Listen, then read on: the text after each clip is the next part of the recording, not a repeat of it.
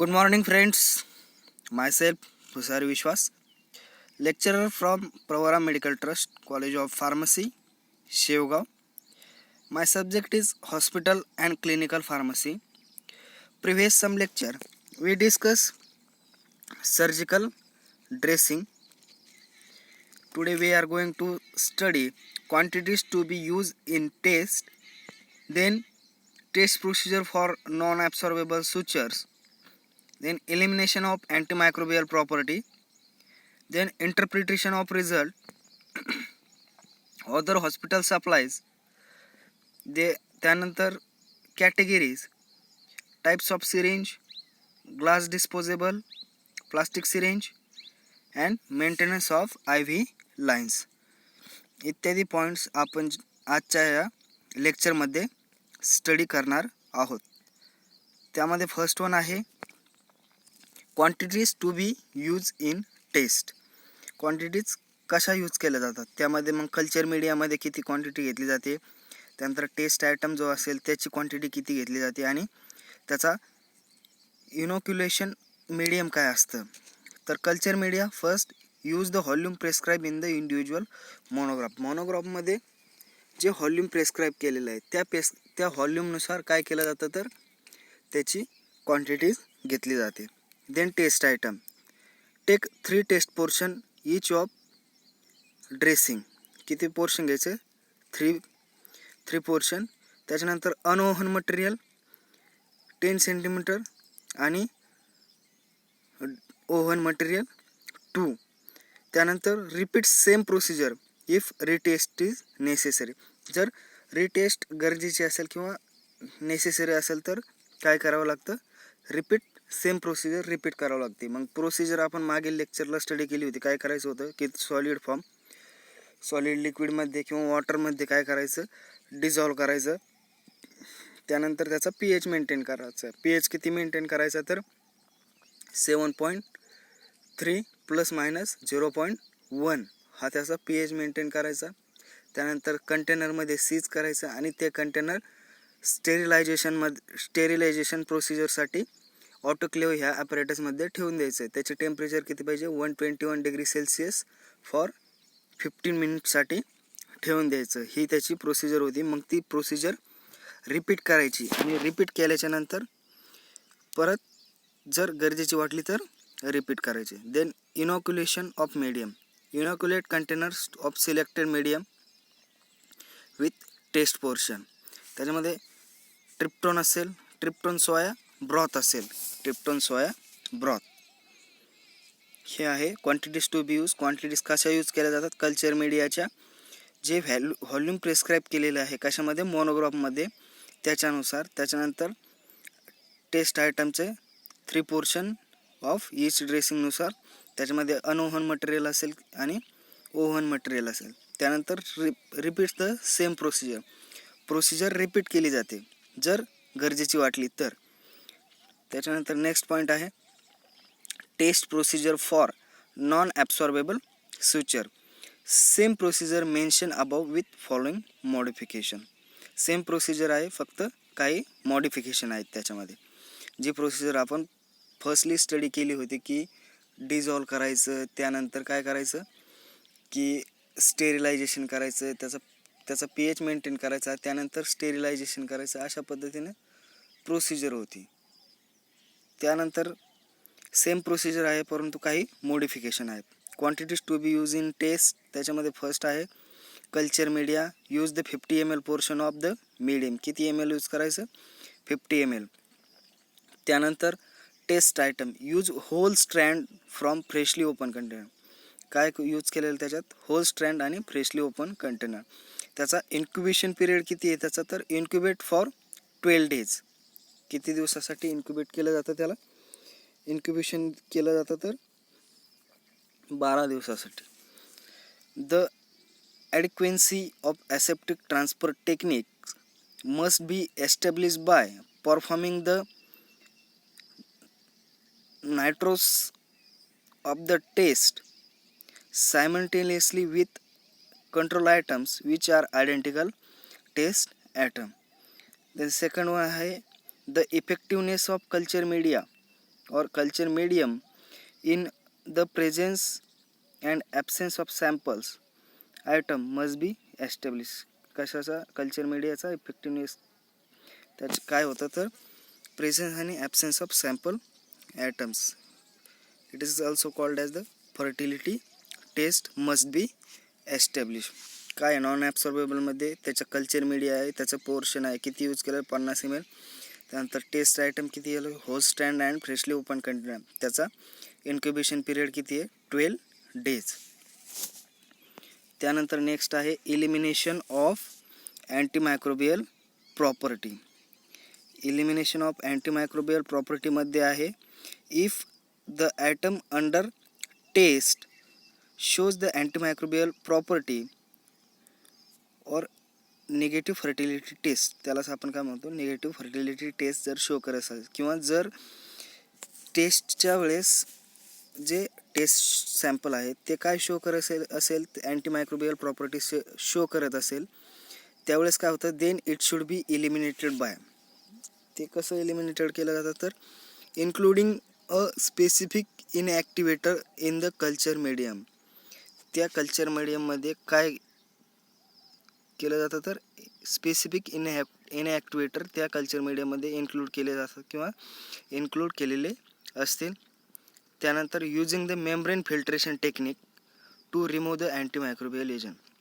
Antimicrobial agent कशा प्रकारे remove केले जातात की मेम्ब्रेन फिल्ट्रेशन टेक्निकचा यूज करून अँटीमायक्रोबियल एजंट त्यामधून आपण काय करू शकतो इलिमिनेट करू शकतो. एलिमिनेशन ऑफ अँटीमायक्रोबियल प्रॉपर्टीमध्ये काय सांगितलं की इफ द टेस्ट ॲटम और if the item under the test shows antimicrobial property, ज्यावेळेस जे टेस्ट ॲटम आहेत ते अँटीमायक्रोबियल प्रॉपर्टी शो करत असतील, ठीक आहे, ज्यावेळेस त्यांची टेस्टिंग चालू असेल त्यावेळेस काय केलं जातं किंवा ते इलिमिनेट कशा पद्धतीने इलिमिनेट केले जातात तर स्पेसिफिक टाईपचे इनॲक्टिवेटर जे आहेत कल्चर मीडियममध्ये इन्क्लूड करून किंवा स्पेसिफिक टाईपचे इनॲक्टिवेटर जे असतील त्याच्याद्वारे आपण इलिमिनेट करू शकतो.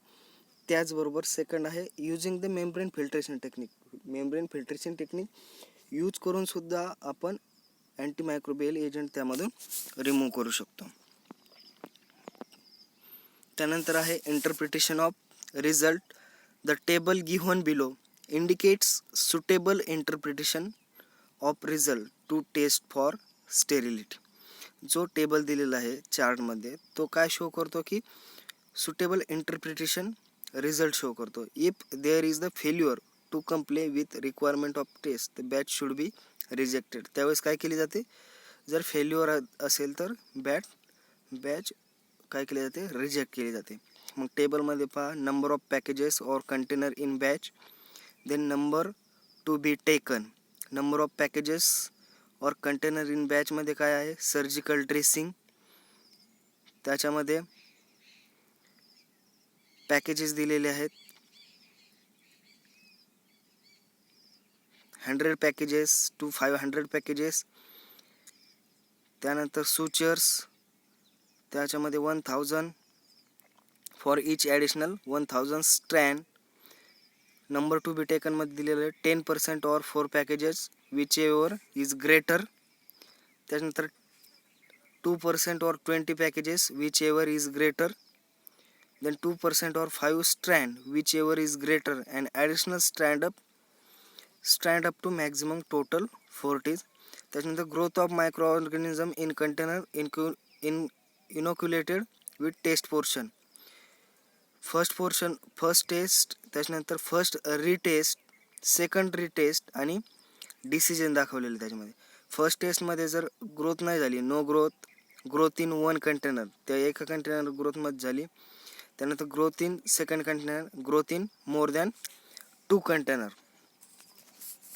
त्याच्यामध्ये फर्स्ट टेस्टमध्ये फर्स्ट कंटेनरमध्ये ग्रोथ झाली नाही किंवा ग्रोथ झालेली नाही, ग्रोथ इन फर्स्ट कंटेनरमध्ये ग्रोथ झाली. त्यानंतर सेकंड कंटेनरमध्ये ग्रोथ झाली आणि ग्रोथ कशामध्ये झाली मोर दॅन 2 कंटेनरमध्ये. त्यानंतर रिटेस्ट, फर्स्टमध्ये काय दाखवलं की नो ग्रोथ आहे, त्याच्यात ग्रोथ झालेली नाही. त्याच्यामध्ये सेकंड आहे growth in more than one container, growth झालेली आहे पण एक कंटेनरपेक्षा जास्त.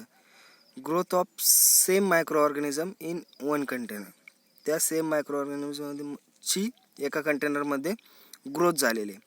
त्यानंतर growth of different micro organism in one container, एका कंटेनर्समध्येच परंतु डिफरंट मायक्रो ऑर्गॅनिझमची ग्रोथ झालेली आहे.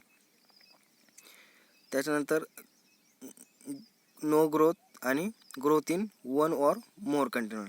त्यानंतर काय आहे सेकंडरी टेस्ट. सेकंडरी टेस्ट घेतली, त्याच्यामध्ये ग्रोथ दिसली नाही किंवा काहीच दिसलं नाही, तर डिसिजन काय असेल त्याच्यात पास. थर्डमध्ये ग्रोथ इन, थर्डमध्ये काय दाखवलं त्यांनी की growth in more than one container fail दाखवला आहे डिसिजन. त्यानंतर त्याचा इंटरप्रिटेशन काय दाखवला, फेल दाखवला. त्यानंतर growth of different micro organism in one container आणि रिटेस्टमध्ये नो ग्रोथ दाखवली त्याची, त्याचा डिसिजन किंवा इंटरप्रिटेशन रिझल्ट काय दाखवला, पास दाखवला. त्यानंतर growth in first or more container, त्याचा इंटरप्रिटेशन रिझल्ट फेल दाखवला. त्यानंतर नो ग्रोथ पास दाखवला आहे. Growth in one or more container fail आणि लास्ट वन फेल. हे आहे इंटरप्रिटेशन ऑफ रिझल्ट. त्यानंतर आहे other hospital supplies. Other hospital सप्लायजमध्ये काय सांगितलं की the equipments needed for the administration of parenteral drugs include syringes, cannulas and final filtration mechanism. जे इक्विपमेंट्स आहेत किंवा इक्विपमेंट गरजेचे आहेत कशासाठी, फॉर द ॲडमिनिस्ट्रेशनसाठी, जे पॅरेंटल ड्रग्स आहेत त्याच्या ॲडमिनिस्ट्रेशनसाठी गरजेचे असलेले इक्विपमेंट्स कसले, तर सिरिंजेस असतील, कॅन्युलाज असेल किंवा फायनल फिल्ट्रेशन मेकॅनिझम असेल. This device must be sterilized, pyrogen free and free from particulate matter. हे जे डिव्हाइस आहेत, कोणते डिव्हाइस, पॅरेंटल ड्रग ॲडमिनिस्ट्रेशनसाठी गरजेचे असलेले इक्विपमेंट्स किंवा जे डिव्हाइस आहेत ते कसे पाहिजेत, इट मस्ट बी स्टेरिलाइज पाहिजे. त्याच्यानंतर पायरोजन फ्री पाहिजे आणि फ्री फ्रॉम पर्टिक्युलेट मॅटर, त्याच्यामध्ये कुठल्याही पर्टिक्युलेट मॅटरची ग्रोथ झालेली नसली पाहिजे. त्यानंतर इन 1896 कार्ल स्टेंडियर, a mechanic in Paris, invented an all glass syringe with a cylindrical piston ground to fit a graduated glass barrel. Around 1925 the Luer lock syringe was developed by Dickinson. 1925च्या आसपास किंवा around the 1925 ल्युअर lock syringe develop केली. कोणी develop केली, तर Dickinson याने ही syringe develop केली. त्यानंतर this syringe has a thread inside the metal tip that engages the rim of needles. हे इक्विपमेंट जे आहेत ते काय पाहिजे, तर स्टेरिलाइज पाहिजे, पायरोजन फ्री पाहिजे आणि पर्टिक्युलेट मॅटर. त्यानंतर फर्स्ट सिरिंज किंवा ल्युअर लॉक सिरिंज कोण डेव्हलप केली, तर डिकिन्सन यांनी डेव्हलप केली. हे आहे अदर हॉस्पिटल सप्लाईज. ते नेक्स्ट वन आहे there are 4 categories of syringe tips. Syringe टिप्सच्या किती कॅटेगरीज आहेत, तर 4 कॅटेगरीमध्ये विभागणी केली गेलेली आहे. त्याच्यामध्ये फर्स्ट वन आहे ल्युअर लॉक टिप. फर्स्ट वन काय आहे, ल्युअर लॉक टिप. सेकंड वन आहे ल्युअर स्लिप टिप. त्याच्यानंतर थर्ड वन आहे इसेंट्रिक टिप आणि फोर्थ वन आहे कॅथेटर टिप. हे 4 कॅटेगरीमध्ये त्याची विभागणी केली गेलेली आहे. फर्स्ट वन स्टडी करूया, luer lock tip. It is a stronger and permanently attach to the syringe. ही कशी असते, ल्युअर लॉक टिपची सिरिंज जी आहे ती कशी असते, स्ट्रॉंगर असते आणि परमनंटली अटॅच असते टू द सिरिंजला परमनंटली अटॅच असते. त्यानंतर सेकंड वन आहे ल्युअर slip tip. This do not lock in a place. ती लॉक केलेली नसते. त्यानंतर due to pressure of injection it may be displace. काय होते, प्रेशर ऑफ इंजेक्शनमुळे काय होऊ शकते, ती डिस्प्लेस होऊ शकते. त्यानंतर इसेंट्रिक टिप. इसेंट्रिक टिपमध्ये काय आहे, it is a use when needle is to be kept as a parallel. कधी यूज केले जाते, निडल ज्यावेळेस kept in as a parallel असेल to the field of injection as possible. त्या कंडिशनला इसेंट्रिक टिप सिरिंज जी आहे ती यूज केली जाते. त्यानंतर catheter tip. It is not use for the injection. ही इंजेक्शनमध्ये यूज केली जात नाही, but commonly use for irrigation. इरिगेशनमध्ये यूज केली जाते. ह्या आहेत 4 टाईपच्या सिरिंज टिप. त्याच्यामध्ये ल्युअर लॉक टिप असेल, कशी आहे, परमनंटली अटॅच असते सिरिंजला आणि स्ट्रॉंगर असते. त्यानंतर ल्युअर स्लिप टिप असेल, do not lock in place due to the pressure of injection it may get the displace. त्यानंतर इसेंट्रिक टिप असेल, it is use when the needle is to be kept as a parallel to the field of injection as possible. त्याच्यानंतर catheter tip असेल, it is not use for the injection but it is use in a irrigation, commonly use in a irrigation. त्याच्यानंतर आहे types of syringe. त्या पहिल्या होत्या categories of syringe. These are classified on the basis of their composition. कशाच्या कंपोजिशनवर classified केलेल्या आहेत, तर त्याच्या कंपोजिशनच्या बेसिसवर त्या सिरिंजेस क्लासिफाईड केलेल्या आहेत. त्याच्यामध्ये फर्स्ट वन आहे ग्लास रियुजेबल सिरिंज असेल. त्याच्यानंतर ग्लास डिस्पोजेबल सिरिंज हा त्याचा सेकंड टाईप आहे. आणि प्लास्टिक डिस्पोजेबल हा त्याचा थर्ड टाईप आहे. 3 टाईप कुठले आहेत, तर ग्लास रियुजेबल, ग्लास डिस्पोजेबल आणि प्लास्टिक डिस्पोजेबल हे त्याचे 3 टाईप आहेत. Glass disposable. These cost less than glass reusable ones, but more than advantage made from plastic. ही जी सिरिंज आहे ग्लास डिस्पोजेबल, याची जी कॉस्ट आहे ही कशी आहे, जास्त आहे ग्लास रियुजेबल सिरिंजपेक्षा, परंतु याचे ॲडव्हान्टेज पण कसे आहेत, जास्त आहेत. Compared to plastic syringe, glass disposable syringe have the advantages of easy in handling. जर प्लास्टिक सिरिंज बरोबर कम्पेअर केलं तर याचे ॲडव्हान्टेजेस काय आहे, तर इझी हँडलिंग करू शकतो आपण. When injection must be store, disposable glass syringe is prefer. ज्यावेळेस इंजेक्शन स्टोअर करायची असेल तर त्यावेळेस कोणची सिरिंज प्रेफर केली जाते, तर ग्लास डिस्पोजेबल सिरिंज प्रेफर केली जाते. त्यानंतर नेक्स्ट वन आहे plastic syringe. These are made from ethyl or these are made from either polyethylene or polypropylene plastic and are available as a sterile package item. ही जी plastic syringe आहे ती कशापासून बनलेली आहे, आयदर पॉलीइथिलीन पासून बनलेली आहे किंवा पॉलीप्रोपिलीन प्लास्टिकपासून बनलेली आहे किंवा तयार झालेली आहे. आणि कशी अवेलेबल फॉर्ममध्ये भेटते आपल्याला, ती स्टराईल पॅकेज आयटममध्ये भेटू शकते. They are sterile after packaging. Packaging नंतर ते काय केली जाते, स्टेरिलाइज केली जाते with ethylene oxide or radiation. Ethylene oxide किंवा रॅडिएशनचा यूज करून ती स्टेरिलाइज केली जाते. Only propylene plastic syringe can be sterilize in an autoclave. फक्त प्रोपिलीन प्लॅस्टिक जी सिरिंज आहे ती स्टेरिलाइज केली जाते with the help of autoclave. ऑटोक्लेवचा वापर करून प्रोपिलीन प्लॅस्टिक सिरिंज ही काय केली जाते, स्टेरिलाइज केली जाते. त्यानंतर नेक्स्ट आहे मेंटेनन्स ऑफ IV लाईन्स. त्याच्यामध्ये इन्स्पेक्ट रेग्युलरली फॉर स्वेलिंग और साइन ऑफ इन्स्पेक्शन.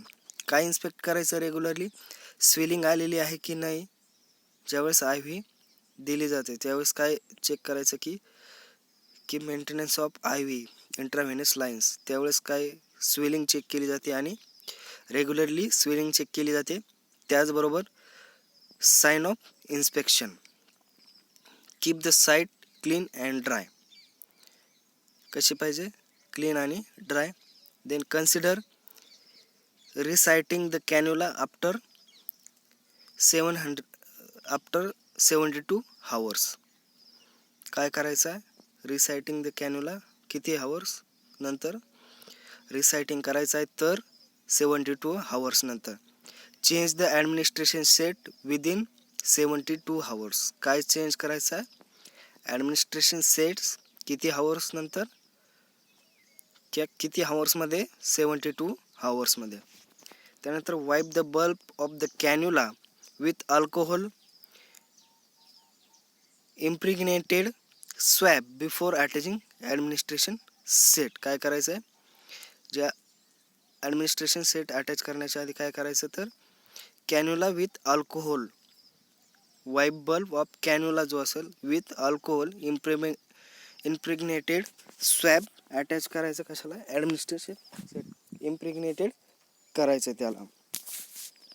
हे आहे maintenance of I V lines. Thank you everyone. Remaining points of this chapter will be study in next lecture. Thank you again.